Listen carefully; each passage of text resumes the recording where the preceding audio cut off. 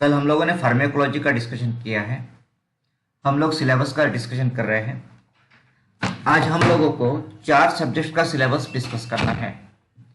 Community pharmacy, hospital and clinical pharmacy, pharmacotherapeutics, biochemistry and yes pharmacotherapeutics भी, मतलब 5 subjects हैं। Pharmacy law and ethics भी है। तो 5 सब्जेक्ट का डिस्कशन हम लोगों को आज करना है। तो आज हम लोग थोड़ा फास्ट जाने वाले हैं, ठीक है। आज ही हम लोगों को डिस्कशन कंप्लीट कर लेना है। कल से हम लोग एक एक सब्जेक्ट्स कवर करने वाले हैं डिटेल में, ठीक है। सो यहाँ पे हम आज ऐसा समझे कि जैसे रैपिड फायर राउंड की तरह हम चलेंगे। रैपिड फायर राउंड, फास्ट जाएंगे। जो भी कंसेप्ट आपको पता है उसके ऊपर हम डिस्कस करेंगे, जो पता नहीं है वो हम आगे डिस्कस करने वाले हैं, ठीक है। सो आपको फटाफट आंसर्स देने हैं आज, ठीक है। सो हम लोग शुरू करते हैं। सो मैं स्क्रीन शेयर करता हूँ। ओके, सो आज हम पहला सब्जेक्ट जो लेंगे that is community pharmacy and management. अब एक्चुअली ये जो सब्जेक्ट है कम्युनिटी फार्मेसी एंड मैनेजमेंट, ये सब्जेक्ट डिप्लोमा में पहले नहीं था।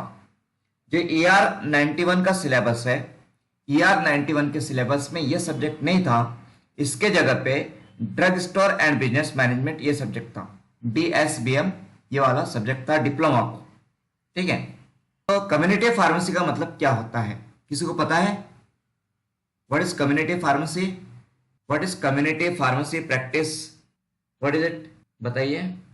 So it is a concept which considers treatment and care of patient by uh, staff of health and healthcare team in presence of pharmacy students, means any pharmacist, with regular emphasis on safe and appropriate use of drugs.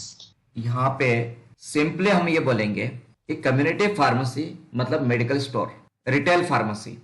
Community pharmacy से यहाँ पे क्या मतलब है? Simply community pharmacy से मतलब है retail pharmacy, ठीक है, सिंपल वर्ड्स, ओके। तो रिटेल फार्मेसी में फार्मासिस्ट का रोल क्या होता है? एक मेडिकल स्टोर में फार्मासिस्ट का क्या रोल होता है, बताइए। मेडिकल स्टोर में जो फार्मासिस्ट होता है उसका क्या रोल होता है? Dispensing, also पेशेंट कंप्लायंस देखते हैं, और थेराप्यूटिक रिस्पांस कैसा मिल रहा है वो भी देखते हैं पेशेंट से, और consulting, yes consultation, okay. Give proper dosage. Okay, तो यहाँ पे पेशेंट को प्रॉपर गाइड भी किया जाता है। पेशेंट कंसल्टिंग बोलने को या पेशेंट काउंसलिंग बोलना ज्यादा बेहतर रहेगा। पेशेंट काउंसलिंग, तो पेशेंट का काउंसलिंग किया जाता है, पेशेंट को प्रॉपर गाइड किया जाता है about the uses of medicine. Medicine को कैसे एडमिनिस्टर करना है, कितने समय में लेना है, खाने के पहले लेना है, खाने से बाद में लेना है, ये तो किया जाता है। उसके अलावा जो OTC प्रोडक्ट्स होते हैं, OTC ड्रग होते हैं, ओवर द काउंटर ड्रग्स, तो उससे भी डिस्पेंस किया जाता है। और कई बार माइनर इलनेस के लिए फार्मासिस्ट खुद ही पेशेंट्स को जो है वो मेडिसिन दे देता है। So that is the role of community pharmacy. तो यहाँ पे ये जो सब्जेक्ट है कम्युनिटी फार्मेसी प्रैक्टिस, इसमें कम्युनिटी फार्मासिस्ट में क्या एबिलिटीज होनी चाहिए उसके अकॉर्डिंगली सभी ट्रेनिंग या इंफॉर्मेशन या नॉलेज दिया गया है, ठीक है। तो इसको हम डिटेल में और पढ़ेंगे। तो यहाँ पे पहले जो पॉइंट है और जो आप लोगों को पता है that is prescription and prescription handling. So how will you define prescription? कैसे डिफाइन करोगे प्रिस्क्रिप्शन को? What is prescription? यस बताइए, डिफाइन कीजिए प्रिस्क्रिप्शन को। जल्दी जल्दी आंसर दीजिए ताकि हम आगे बढ़े जल्दी से। Order from doctor. It is the Written order हाँ, given to return doctor. Order, return order given to the pharmacist to dispense a drug for the patient, ठीक है। मतलब डॉक्टर जो ऑर्डर, रिटर्न ऑर्डर फार्मासिस्ट को देता है drug को dispense करने के लिए, that is the prescription. Prescription is a legal document. Prescription क्या है? It is a legal document. Legal मतलब तो उससे कोर्ट में, सुप्रीम कोर्ट, हाई कोर्ट, तो कोर्ट में प्रिस्क्रिप्शन को एविडेंस कंसिडर किया जाता है, एविडेंस प्रूफ। तो it is a legal document, ठीक है। सो प्रिस्क्रिप्शन के पार्ट्स क्या होते हैं? What are the parts of prescription, बताइए। आप सभी ने स्टडी किया है प्रिस्क्रिप्शन को, सो प्रिस्क्रिप्शन के पार्ट्स बताइए। Superscription, subscription, inscription, okay, superscription, subscription, inscription, okay. Prescription पे जो RX सिंबल होता है, RX, उसका क्या मतलब है? What is the meaning of RX symbol? Take dose. Take dose. और कौन, और कुछ बता सकते हो इसके अलावा? यस, RX It का is a मतलब, हाँ बोलिए Mohammad. it is a Latin word. हाँ हाँ हाँ, लैटिन वर्ड है मतलब, और क्या है वो लैटिन वर्ड? सर, उसका मीनिंग टू टेक है. To take, okay. तो देखिए RX का जो मीनिंग है, उसके 3 मीनिंग्स होते हैं, 3 मीनिंग्स आर देयर। एक तो you take the medicine, you take, thou take, thou take मतलब यू टेक, मतलब आप लीजिए, ये एक मीनिंग है। Second, it is the prayer to the god Jupiter, Greek लोगों में जो जुपिटर गॉड है, जैसे आयुर्वेदा में धन्वंतरी है गॉड ऑफ हेल्थ, वैसे Jupiter is god of health in Greek, तो उनका वो गॉड है तो उसकी प्रेयर है, it is a prayer to god Jupiter, तो उस मीनिंग से भी RX सिंबल लिखा जाता है।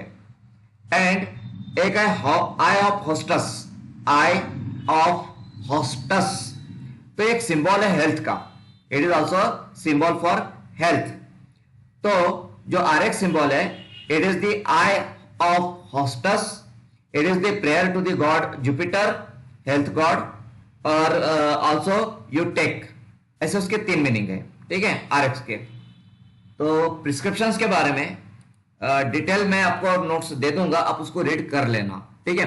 देन नेक्स्ट सब्जेक्ट की तरफ चलते हैं, and next subject is biochemistry and clinical pathology, one of the most important subject, काफी इंपॉर्टेंट सब्जेक्ट है biochemistry and clinical pathology. So what is biochemistry, क्या मतलब है बायोकेमिस्ट्री का? How will you define biochemistry? Yes, biochemistry को कैसे define करोगे? Chemical process which occur in living organism. It is a study of chemical process occurring in the living organisms. Okay. Yes. और किसी को कुछ कहना है? This is a branch of science, sir, and deal with the study of chemical and physiochemical process. Okay, वही मतलब chemical, physiochemical मतलब chemical process occurring inside the body, ठीक है। So biochemistry that is the study of chemical processes occurring inside the body, that is biochemistry, simply हम बोल सकते हैं। What is pathology? Pathology क्या है? What is pathology? Study of microorganism, harmful microorganism. Study of disease. Study of disease, okay. Study of harmful microorganisms, that is not that is pathogen। जो harmful microorganisms होते हैं, harmful microorganisms जो होते हैं उन्हें pathogen कहा जाता है। और pathology that is the study of diseases, pathology is study of diseases. और फिजियोलॉजी क्या है? What is physiology? Study of normal functions. Yes, study of normal functioning of body या study of normal processing of body, ठीक है। Now हमारे body में जो भी हम हमारी एक्टिविटीज है, जो कुछ भी हमारी एक्टिविटीज है, हर एक्टिविटी के पीछे कोई ना कोई केमिकल रिएक्शन होती है। हमारी थॉट प्रोसेस है, थॉट प्रोसेस है, या फिर जो हमारा हियरिंग है, हम सुनते हैं, हम बोलते हैं, हम देखते हैं, जो कुछ भी हम लोग करते हैं, तो हमारे हर प्रोसेस के पीछे कोई ना कोई केमिकल रिएक्शन होती है, ओके। केमिकल रिएक्शंस के बगैर बॉडी कुछ भी नहीं कर सकती है। हर एक एक्टिविटी के पीछे, बॉडी के हर एक एक्टिविटी के पीछे केमिकल रिएक्शन होती है। सो बॉडी में जो थाउजेंड्स ऑफ या लैक्स ऑफ केमिकल रिएक्शंस चलती है पर मिनट लाखों केमिकल रिएक्शंस हमारे बॉडी में चलती है। तो नॉट ओनली आवर बॉडी, मतलब मैं ह्यूमन बॉडी की बात नहीं कर रहा हूं, तो इवन बैक्टीरिया की भी अगर आप सेल की बात करें, बैक्टीरियल सेल, तो बैक्टीरियल सेल जो कि यूनिसेल्युलर होता है, यूनिसेल्युलर सिंगल सेल है बैक्टीरिया, तो सिंगल सेल में भी पर second thousands of chemical reactions चलते रहती है। तो दुनिया में लिविंग सिस्टम के अलावा या जो सेल है, सेल से फास्ट काम करने वाली और कोई दूसरी केमिकल इंडस्ट्री नहीं है। सेल एक ऐसी केमिकल इंडस्ट्री है जो कि सबसे ज्यादा फास्ट काम करती है। सेल के अलावा दूसरी कोई भी केमिकल इंडस्ट्री पूरी दुनिया में ऐसी नहीं है जो कि ज्यादा फास्ट काम कर सके। तो सेल के अंदर में ये जो भी केमिकल रिएक्शंस चलती है और इतनी फास्ट केमिकल रिएक्शंस चलती है, तो उसके पीछे कारण क्या है, कौन रिस्पॉन्सिबल है, कौन सपोर्ट करता है केमिकल रिएक्शंस को सेल्स में या ह्यूमन बॉडी में या किसी भी लिविंग ऑर्गेनिजम्स के बॉडी में। जो भी केमिकल रिएक्शंस होती है, उस केमिकल रिएक्शंस के रेट को बढ़ाने के काम कौन करता है, कौन करता है? यस, सेल में जो भी केमिकल रिएक्शंस होती है, अगर वो केमिकल रिएक्शंस सेल से बाहर करनी हो, बॉडी से बाहर करनी हो, तो नॉर्मली उस रिएक्शंस को हमें 1 मिनट का समय लगता होगा, 1 मिनट का। तो सेल के अंदर में वो रिएक्शन माइक्रो सेकंड और नैनो सेकंड में हो जाती है, नैनो सेकंड में वो रिएक्शन हो जाती है सेल के अंदर में। और वो रिएक्शन सेल से बाहर करो तो उसे कुछ मिनटों का समय लगेगा। तो सेल के अंदर में इतनी स्पीड कैसे बढ़ जाती है रिएक्शंस की? कौन बढ़ाता है इस रिएक्शन की स्पीड को? कौन बढ़ाता है? कैटलिस्ट। Yes, bio catalyst. और बायो कैटालिस्ट का मतलब क्या? What are the bio catalyst? कौन है bio catalyst?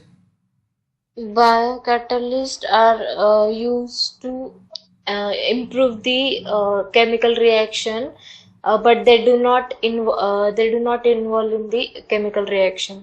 Okay, bio catalyst की आपने डेफिनेशन बताई है, बट हम किसे बायो कैटालिस्ट कहते हैं? कौन है बायो कैटालिस्ट बॉडी के अंदर में, सेल्स में? कौन है? Enzymes. Correct, enzymes. Enzymes are bio catalyst. All enzymes are bio catalyst. मतलब एंजाइम्स के बगैर केमिकल रिएक्शंस पॉसिबल नहीं है। बहुत कम, बहुत ही रेयरेस्ट ऑफ द रेयर कुछ केमिकल रिएक्शंस है जो एंजाइम्स के बगैर हो सकती है, अदरवाइज एंजाइम्स के बगैर कोई भी केमिकल रिएक्शन नहीं है। इसका एग्जांपल आपको साइकिल्स में दिखाई देगा। आपने बायोकेमिस्ट्री में कई सारी साइकिल्स स्टडी की होगी, तो बताइए कौन कौन से साइकिल्स आपने स्टडी की है बायोकेमिस्ट्री में? कुछ नाम बताइए साइकिल्स का। कोई साइकिल आपको याद हो? Glycolysis. Cycle, okay, glycolysis. और yes Swati? Carbon, nitrogen, oxygen. ये साइकिल, टीसीए साइकिल और Krebs cycle. Krebs cycle, gluconeogenesis, gluconeogenesis, glycogenesis, glycogenesis, glycogenolysis, urea cycle, urea cycle, okay, beta Cori oxidation, cycle, okay, Cori's cycle. So अपने and bio, HMP shunt. हाँ, HMP shunt, right. So biochemistry subject काफी students को difficult लगता है। क्यों difficult लगता है? Because of cycles.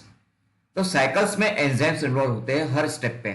Cycle में आपने ऑब्जर्व किया होगा, हर स्टेप पे एंजाइम्स इन्वॉल्व रहते हैं, ठीक है। So enzymes are bio catalyst. Enzymes का नेचर क्या होता है? Nature, chemical nature. What is the chemical nature of enzymes? Enzymes का केमिकल नेचर क्या है? केमिकली वो कार्बोहाइड्रेट है, फैट है, प्रोटीन है, क्या है केमिकली? स्टेरॉइड्स है, क्या है chemically enzymes? What are enzymes chemically? कई बार पूछा गया है ये क्वेश्चन। सर वो प्रोटीन है। Yes, enzymes are protein in nature. सभी enzymes, all enzymes in body are protein in nature, ठीक है। सो बायोकेमिस्ट्री में चलिए अभी हम आते हैं कार्बोहाइड्रेट्स की तरफ। So how will you define carbohydrate? क्या, कैसे डिफाइन करोगे कार्बोहाइड्रेट्स को? Define carbohydrates. Carbohydrates are polyhydroxyaldehyde or ketone composed of carbon, hydrogen, and oxygen, which produce them on hydrolysis. मतलब hydrolysis के बाद वो produce होते हैं। नो नो नो, हाइड्रोलिसिस के बाद प्रोड्यूस होते हैं ऐसा नहीं है, okay. Carbohydrates are polyhydroxy aldehydes और ketones and composed of carbon, hydrogen और ऑक्सीजन, यहां तक ठीक है। और पॉलीसैकेराइड्स किससे बने हुए होते हैं? तो पॉलीसैकेराइड्स या मोनोसैकेराइड्स से बने होते हैं, मोनोसैकेराइड्स। तो मोनोसैकेराइड्स, तो जब 10 मोनोसैकेराइड्स कंबाइन होते हैं, 10 मोनोसैकेराइड्स कंबाइन होते हैं तो पॉलीसैकेराइड बनता है, और पॉलीसैकेराइड से कार्बोहाइड्रेट बनता है, ठीक है। नाउ पॉलीसैकेराइड्स में भी हेटेरोपॉलीसैकेराइड्स एंड होमोपॉलीसैकेराइड्स है, हेटेरोपॉलीसैकेराइड्स एंड होमोपॉलीसैकेराइड्स, ठीक है। उसके बाद में शुगर्स में जैसे reducing sugar, non reducing sugar होती है, reducing and non reducing sugar. So उसके अलावा इसके अंदर इंपॉर्टेंट कंसेप्ट आती है म्यूटा रोटेशन की। Mutarotation, what is mutarotation? Carbohydrate में म्यूटा रोटेशन क्या है? It is a change in specific optical rotation by interconversion of alpha and beta form of D-glucose उसमें जो present होता है to an equilibrium mixture. Exactly. तो now यहाँ पे जैसे हम अगर प्रोटीन की बात करें, so how will you define proteins? Protein को कैसे डिफाइन करोगे? प्रोटीन का बेसिक यूनिट क्या है? बेसिक यूनिट्स ऑफ प्रोटीन, जल्दी आंसर दीजिए। What are proteins? Ammonia acid. Amino acid. So basic unit जो है प्रोटीन का that is amino acid, right? Proteins जो होते हैं वो अमाइनो एसिड से बने होते हैं। All proteins are made up of amino acids. But कौन से अमाइनो एसिड्स है? एल अमाइनो एसिड्स या डी अमाइनो एसिड? कौन सा अमाइनो एसिड, एल और डी? जल्दी बताइए। एल अमाइनो एसिड या डी अमाइनो एसिड? कौन से अमाइनो एसिड से प्रोटीन बने होते हैं? D amino L. Acid. D से नहीं, एल। एल अमाइनो एसिड से प्रोटीन बनते हैं। एल, हमेशा ध्यान रखिए, ठीक है? अमाइनो एसिड किससे बनते, सॉरी प्रोटीन किससे बनते हैं? एल अमाइनो एसिड से, not D. D amino acids का कुछ यूज नहीं है, there is no use of D amino acids. L amino acid से प्रोटीन बनते हैं। So proteins are the chain of L amino acids. Protein क्या है? Chain of L amino acid. तो अमाइनो एसिड्स कौन सा बॉन्ड बनाते हैं जिससे प्रोटीन बनता है? या प्रोटीन्स में कौन से बॉन्ड्स होते हैं? Peptide bond. Correct, Peptide peptide bond. It is the peptide bond. अभी जो अमाइनो एसिड्स होते हैं, अमाइनो एसिड्स पे एक अमाइनो ग्रुप होता है और दूसरा कार्बोक्सिलिक एसिड का ग्रुप होता है, COH ग्रुप, ठीक है? तो COH और NH2, CONH बॉन्ड बनता है, that is the peptide bond. अब ये प्रोटीन्स में एक डीनेचुरेशन प्रोसेस है। Denaturation, what is it? Denaturation of protein मतलब क्या? कई बार पूछा है ये question, what is denaturation of protein? पूछा गया है। व्हाट इज डीन, हाँ बोलिए। Breakdown of protein. Only breakdown of protein, इतना सिंपल है क्या? जब डीनेचुरेशन ऑफ प्रोटीन होता है तब प्रोटीन के प्राइमरी स्ट्रक्चर ब्रेक होती है क्या? प्रोटीन के स्ट्रक्चर्स बताइए कौन से हैं? स्ट्रक्चर्स ऑफ प्रोटीन कैसे बताओगे? याद करो, हम रिवीजन कर रहे हैं, रिवाइज कर रहे हैं। आपको रिवीजन करना है, आपको याद करना है कि आपने क्या क्या पढ़ा था। दिमाग पे जोर दीजिए, दिमाग पे जोर दीजिए, याद करने की कोशिश कीजिए। स्ट्रक्चर ऑफ प्रोटीन्स कभी तो पढ़ा होगा आपने। क्या पढ़ा है स्ट्रक्चर ऑफ प्रोटीन्स के बारे में? तो protein has 4 structures: primary structure, secondary structure, tertiary structure and quaternary structure. तो प्रोटीन के 4 स्ट्रक्चर्स। तो उसमें जो प्राइमरी स्ट्रक्चर होता है वो स्ट्रेट चेन होता है। Primary structure of protein is straight chain, और उसमें पेप्टाइड बॉन्ड्स होते हैं। उसमें क्या होता है? Peptide bond. सेकेंडरी स्ट्रक्चर में हाइड्रोजन बॉन्ड आ जाते हैं। सेकेंडरी स्ट्रक्चर में जो हेलिकल स्ट्रक्चर बनता है उसमें हाइड्रोजन बॉन्ड आ जाते हैं, ठीक है? नाउ मेरा क्वेश्चन था कि what is denaturation of protein. तो डीनेचुरेशन ऑफ प्रोटीन मतलब जब प्रोटीन का quaternary, tertiary, secondary structures destroy हो जाता है बट प्राइमरी स्ट्रक्चर डिस्ट्रॉय नहीं होता है। ओके, डीनेचुरेशन ऑफ प्रोटीन मतलब quaternary, tertiary and secondary structure जो होता है प्रोटीन्स का वो डिग्रेड हो जाता है, ब्रेकडाउन हो जाता है, बट प्राइमरी स्ट्रक्चर जो होता है प्रोटीन का वो डिग्रेड नहीं होता है। That is the denaturation of protein, ठीक है? ओके, प्रोटीन के केस में प्रोटीन का जो मेटाबॉलिक एंड प्रोडक्ट है वो क्या है? What is the end product, metabolic end product of protein? What is the metabolic end product of protein? बताइए। सर, कौन सा? Amino acid. No, end product of protein is urea. ठीक है? Protein का एंड प्रोडक्ट क्या है? Urea है। ठीक है, यूरिया साइकिल आपने पढ़ी होगी। Urea cycle. तो प्रोटीन जो है, प्रोटीन का एंड प्रोडक्ट है यूरिया, ठीक है। ओके, देन प्रोटीन से रिलेटेड, चलिए ओके, मल न्यूट्रिशन हो गया, ठीक है। आगे बढ़ते हैं हम लोग, नेक्स्ट चलते हैं लिपिड्स की तरफ। So what are lipids? What are lipids? Lipids are hydrophobic or amphiphilic small organic molecule which are insoluble in relatively insoluble in water but and soluble in organic solvent.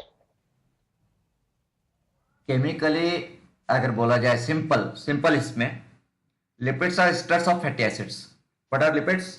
Lipids are esters of Esters of fatty fatty acids, acids. Simply, okay, they are esters of fatty acids, ठीक है। तो fatty acids के कुछ types बता सकते हो? Types of fatty acids, fatty acids के types क्या है? सभी को पता है, थोड़ा ध्यान दीजिए। Palmitoic acid, sunflower acid, sorry, sunflower oil. No, आप एग्जांपल्स बता रहे हो, ठीक है। मुझे एग्जांपल्स नहीं चाहिए, मुझे क्लासिफिकेशन चाहिए फैटी एसिड्स का। Yes, Saturated fatty acid, unsaturated fatty acid. Correct, saturated and unsaturated fatty acids, exactly, ठीक है। तो ये क्लासिफिकेशन हो गया फैटी एसिड्स का, सैचुरेटेड एंड अनसैचुरेटेड। और एक और क्लासिफिकेशन है उसका, that is essential and non essential, okay, essential fatty acids and non essential, वो भी एक क्लासिफिकेशन है। सो सैचुरेटेड फैटी एसिड्स मतलब क्या? What is saturated fatty acid? Which consists double bond. which contain no double bond yes, in their molecule. जिसमें कोई भी multiple bond या डबल बॉन्ड नहीं होता है, that is the saturated fatty acids. और अनसैचुरेटेड मतलब उसमें एटलीस्ट एक तो भी डबल बॉन्ड रहेगा या एटलीस्ट वन मल्टीपल बॉन्ड उसमें रहेगा, that is unsaturated fatty acids.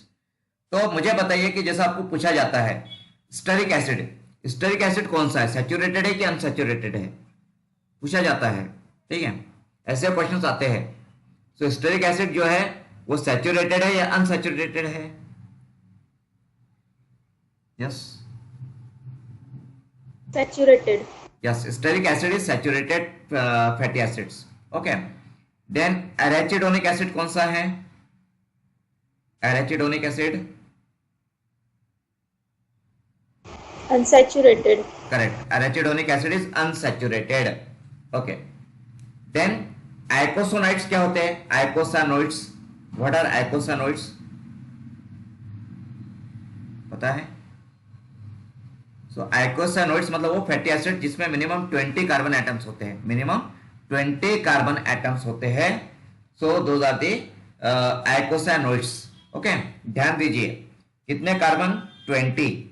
So eicosanoids. Now tell me difference between essential and non essential fatty acids, क्या डिफरेंस है दोनों में? Essential and non essential fatty acids में क्या डिफरेंस है? What are essential fatty acids? Essential fatty acid are unsaturated fatty acid and non-essential are saturated fatty acid.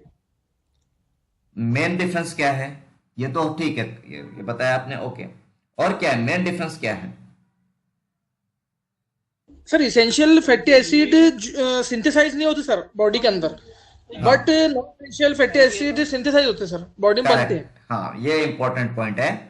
जो essential fatty acids होते हैं वो बॉडी में बनते नहीं है, उसे हमें डाइट में से ही लेना पड़ता है। एसेंशियल फैटी एसिड्स हमारे डाइट के थ्रू ही हमारे बॉडी में जाते हैं, वो बॉडी के अंदर बनते नहीं है।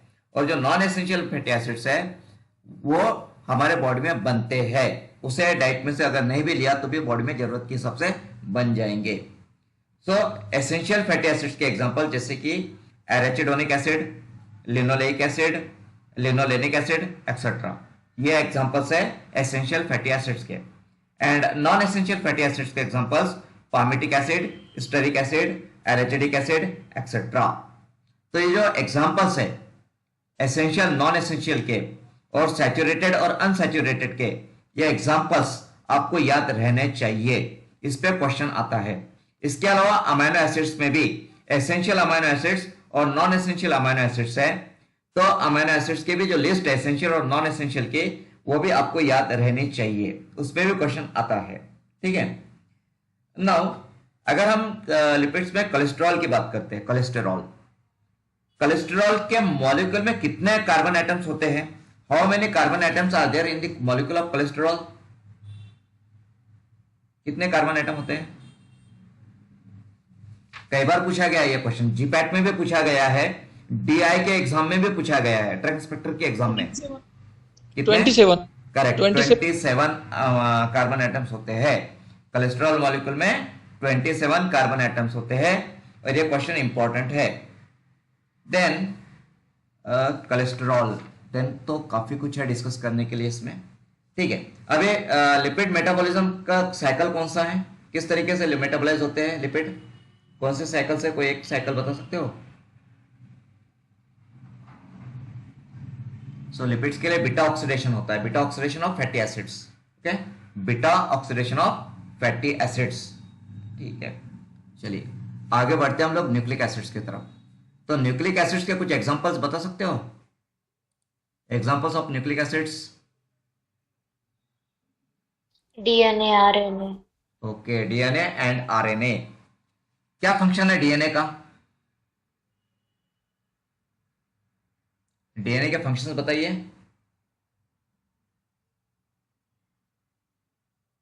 Functions of DNA, deoxyribo nucleic acid के फंक्शंस याद कीजिए, कोशिश कीजिए याद करने की। इसके पहले हमने डीएनए जो है ड्रग्स मैकेनिज्म में स्टडी किया है, मैकेनिज्म्स में, फार्माकोलॉजी में भी डिस्कस